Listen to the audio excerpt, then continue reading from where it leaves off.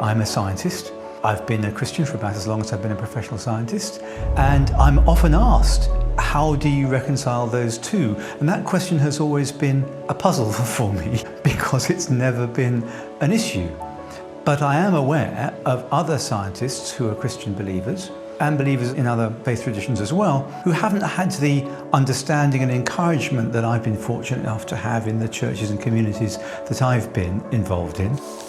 ECLAS affirms the work of scientists and their vocations through projects that are creatively changing the way the work engages with science and supports scientists in their congregations.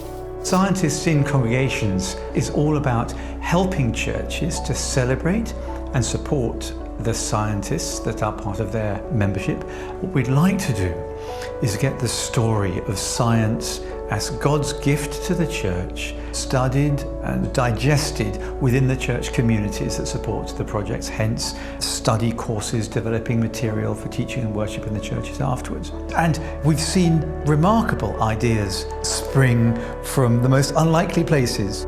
Messy church is taking children of all ages out into the country, out into the wild woods, thinking about creation, even perhaps connecting some of those ancient spiritual disciplines, like the discipline of focused observation and contemplation. Our Catholic brothers and sisters have Radio Maria, which involves conversations with Catholic scientists about their faith and their science, working out through their Christian vocation and life.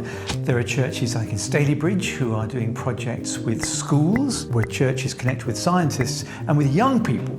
Chester Cathedral is launching a science festival based on the theme of light. Well, God is light, and in him there is no darkness at all, says the 139th Psalm. Another project is a church near Folkestone, which possesses some relics of a saint. So their idea is to use science to assess whether or not these relics are genuine. And so that opens up to the congregation the new methods that science has provided for dating and for chemical composition and so on.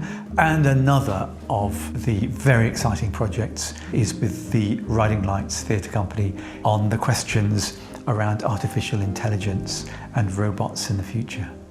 This project is a play about artificial intelligence. We've been working with a fantastic group of scientists and theologians in York, and they've been helping us to tease out the right issues. At the end of the performance, people can ask anything of a sort of select panel of scientists who really have a professional understanding of the topic, obviously, but also who have an active Christian faith, and hopefully really good discussion comes out of that engagement through the play into the science. Science, for many people, is in a shiny box of expertise that they don't know anything about and wouldn't be interested in. One of the things that scientists in congregations can do is simply to help people find ways into science. Then the weird notion that's come from somewhere that there's some conflict between science and Christian faith just begins to melt away.